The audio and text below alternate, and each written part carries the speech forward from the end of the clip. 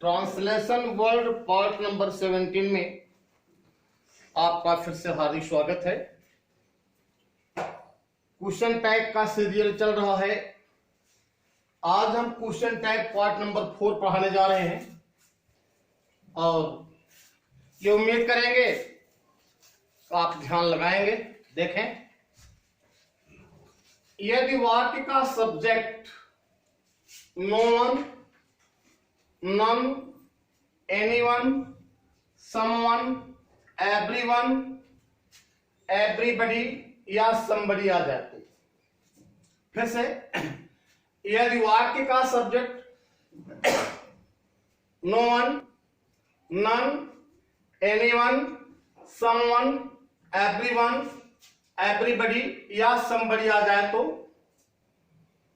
हम question tag का subject हमेशा दे लेते हैं। तो क्वेश्चन टैग का जो सब्जेक्ट होगा आ जाए तो क्वेश्चन टैग का सब्जेक्ट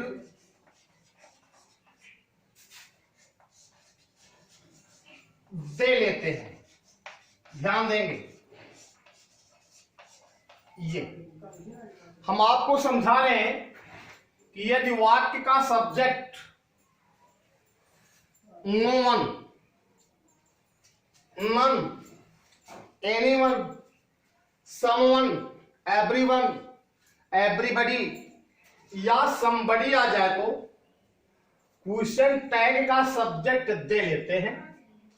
बाकी आप इसके पहले समझे हैं, यदि वाक्य साधारण रहेगा तो क्वेश्चन टैग नेगेटिव बनता है।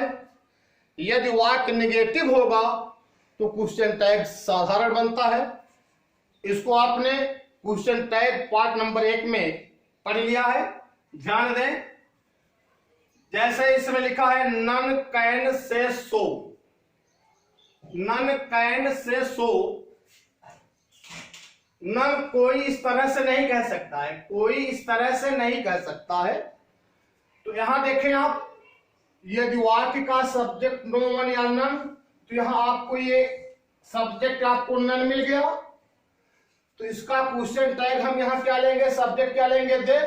तो यहां क्वेश्चन टैग का सब्जेक्ट आपका क्या होगा, दे। तो इस इत्मीनान से मैंने यहां सब्जेक्ट लिख दिया, दे लिख दिया। ठीक, दे लिख दिया और यहां प्रश्नवाचक लगा दिया।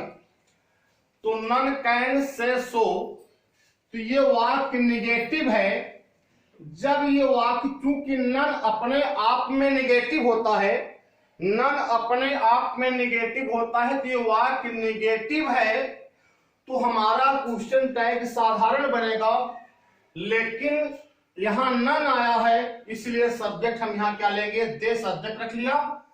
अब हमको ऑलरेडी हेल्पिंग वर्ब मिल रहा है, क्योंकि क्वेश्चन टैग हमेशा सहायक क्रिया से बनाए जाते हैं।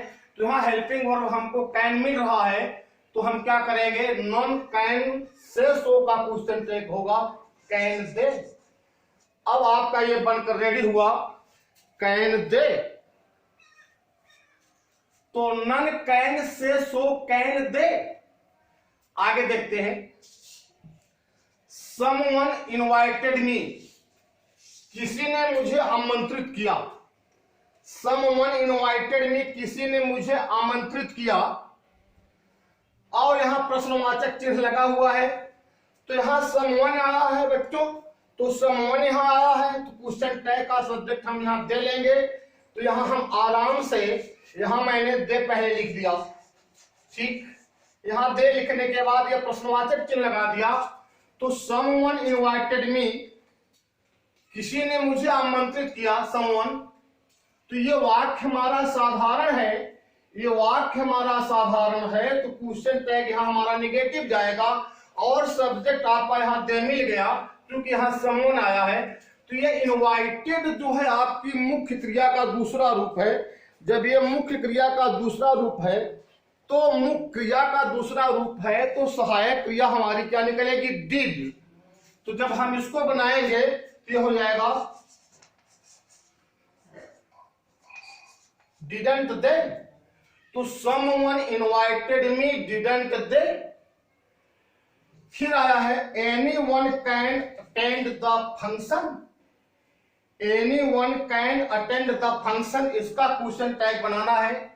तो फिर से देखेंगे हमारे बच्चे कि यदि वाक्य का subject no one, none, anyone, someone, everyone, everybody, somebody आ जाए तो क्वेश्चन टैग का सब्जेक्ट हम दे लेते हैं। तो तीसरे वाले एग्जांपल में यहां एनीवन आया है और ये वाक्य साधारण है तो क्वेश्चन टैग निगेटिव बनेगा। जब क्वेश्चन टैग निगेटिव बनेगा तो क्वेश्चन टैग का सब्जेक्ट हमारा तय हो चुका है। तो यहां मैंने इत्मीनान से दे लिख दिया। अब हम देख रहे हैं कि सहायक क्रिया हमको चाहिए, तो ऑलरेडी यहां सहायक क्रिया आपकी कैन मिली है और ये वाक्य साधारण है तो क्या बनेगा निगेटिव। जो हम बनाएंगे तो हो जाएगा कैंट, कैंट दे। तो anyone can attend the function, ये हो गया anyone can attend the function can't they. Nobody has praised the movie. अब यहां नोबडी आया है तो क्वेश्चन टैग आपका यहां हम आपको दे रहे हैं दे।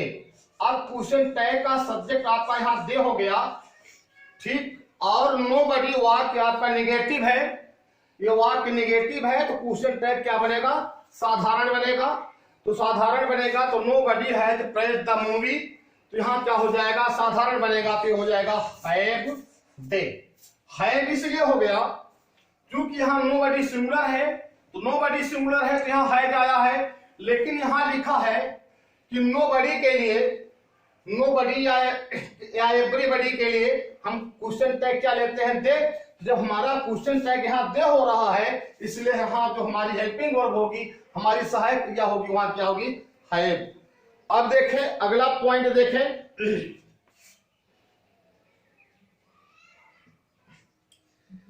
Hello, no one voted against the bill, no one voted against the bill. तो यहां नो वन आया है, ये निगेटिव है, क्वेश्चन टैग हमारा साधारण बनेगा। तो यहां हम दे लिख दिया इत्मीनान से, यहां दे लिख दिया। और ये कौन सा वाक्य है, पास्ट सेकंड रूप है, ये पास्ट इंडिफिनिट है तो सहायक क्रिया क्या निकलेगी, डिड, इसलिए हो जाएगा डिड दे। तो no one voted against the bill, इसका क्या बना, डिड दे। अब हम आपको समझा रहे हैं, फिर से एक बार रिवीजन कर रहे हैं कि यदि वाक्य का subject no one, none, anyone, someone, everyone, everybody, somebody आ जाए तो क्वेश्चन टैग का सब्जेक्ट दे लेते हैं। जैसे none can say so, can they. तो चूंकि यहां नन निगेटिव है, जब वाक्य निगेटिव होता है तो क्वेश्चन टैग साधारण बनता है। तो यहां दे हमारा ऑलरेडी है, सहायक क्रिया यहां कैन ऑलरेडी है तो यहां कैन हो गया। दूसरा एग्जांपल देखें, समवन इनवाइटेड मी, ये वाक्य साधारण है और इनवाइटेड क्रिया का दूसरा रूप है, पास्ट इंडिफिनिट है और यहां मैंने सब्जेक्ट दे ले लिया इसलिए हो गया didn't they. Anyone can attend the function, ये वाक्य साधारण है तो क्वेश्चन टैग आपका नेगेटिव बनेगा और सब्जेक्ट मैंने यहां दे पहले से रख दिया है, ये हो जाएगा anyone can attend the function can't they. Nobody has praised the movie, ये वाक्य नेगेटिव है, जब हम इसको लेंगे तो क्या हो जाएगा, nobody has praised the movie have they. No one voted against the bill, क्योंकि वोटेड क्रिया का सेकंड फॉर्म है इसलिए सहायक क्रिया डिड निकलेगी और नो वन निगेटिव है इसलिए हाँ डिड दे हो गया। तो हम ये उम्मीद करते हैं कि शायद आपको ये पॉइंट समझ में आया। अब हम आपको कुछ खास बातें हैं लेके आगे चलते हैं। देखें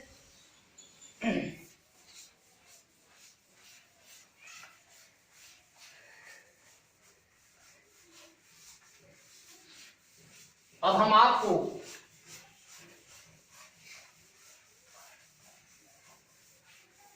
हेलो ध्यान देंगे बच्चे। देखें रविकांत, यदि वाक्य का सब्जेक्ट 9 मिनट कोई बात नहीं। यदि वाक्य का सब्जेक्ट मून, शिप, ट्रेन, अर्थ, यदि वाक्य का सब्जेक्ट, बच्चे ध्यान देंगे, यदि वाक्य का subject moon, ship, train, earth, spring, etc हो तो, ईटीसी ध्यान देंगे, यदि वाक्य का सब्जेक्ट जैसे moon, ship, train, earth, spring, etc हो तो, भाई साहब ध्यान देंगे, साथी लोग, विद्यार्थी लोग, चंदा मामा दूर के, ये आप गाना गाते हैं तो हिंदी में तो चंदा मामा कहते हैं, लेकिन हमारे अंग्रेजी में चंदा मामा नहीं होता है, चंदा मामी होती है। हमारे अंग्रेजी में चंदा मामी होती है, चंदा मामा नहीं होते हैं।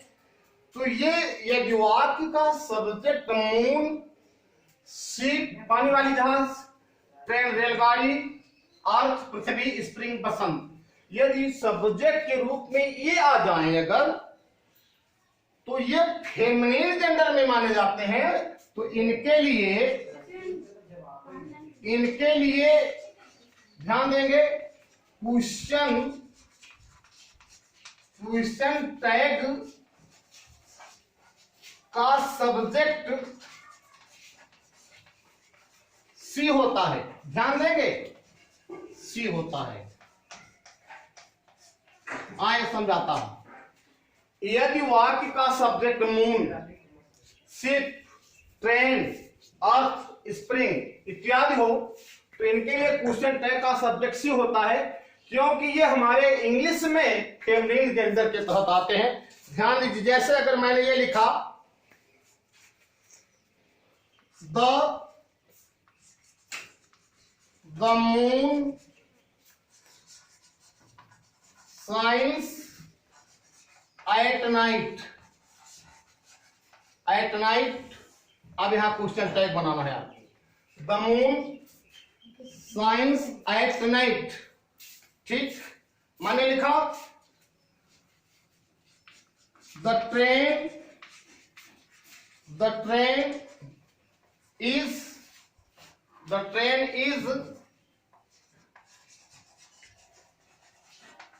Running very fast. अब हमको क्वेश्चन टैग बनाना है, जैसे the earth moves round the sun, ध्यान देंगे, ये किसी। तो यदि वाक्य का subject moon, ship, train, earth, spring इत्यादि हो, तो इनके लिए क्वेश्चन टैग का सब्जेक्ट सी होता है, क्योंकि ये जितने भी संज्ञा है ये सब हम इनको फेमिनिन जेंडर के अंतर्गत लेते हैं, तो इनके क्वेश्चन टैग का सब्जेक्ट सी होता है। आइए समझाते हैं। The moon shines at night, चंद्रमा रात्रि में चमकता है। तो सबसे पहले सब्जेक्ट आपका तो यहां सी हो गया, यहां आपने कंफर्म कर लिया कि यहां मून आया है, इसके लिए हम सी लिखेंगे, तो यहां हम सी लिख देंगे। लेकिन अब ये वाक्य आपका साधारण है, ये वाक्य आपका साधारण है, क्वेश्चन टैग नेगेटिव बनेगा, और ये साइंस क्रिया का पहला रूप है, अर्थात ये प्रेजेंट इंडेफिनिट है। तो जब हम बनाएंगे तो हो जाएगा डजंट सी, ये क्या हो गया, डजंट सी। तो the moon shines at night doesn't she, the train is running very fast, train बहुत तेजी से दौड़ रही है। तो जब बनाएंगे ये वाक्य साधारण है, ये हो जाएगा ये साधारण है, क्वेश्चन टैग नेगेटिव बनेगा, तो यहाँ सहायक क्रिया ऑलरेडी है, ये हो जाएगा इजंट सी। तो the train is running very fast isn't see. अगला है the earth moves around the sun. पृथ्वी सूर्य के चारों ओर घूमती है या चक्कर लगाती है। तो ये वाक्य प्रेजेंट इंडिफिनिट है, तो ये प्रेजेंट इंडिफिनिट का साधारण है, तो क्वेश्चन टैग नेगेटिव बनेगा, इसलिए हम बनाएंगे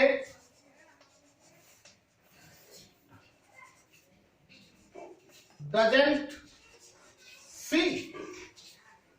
तो फिर से एक बार, यदि वाक्य का subject moon, ship, train, earth, spring इत्यादि हो तो इनके लिए क्वेश्चन टैग का सब्जेक्ट सी होता है।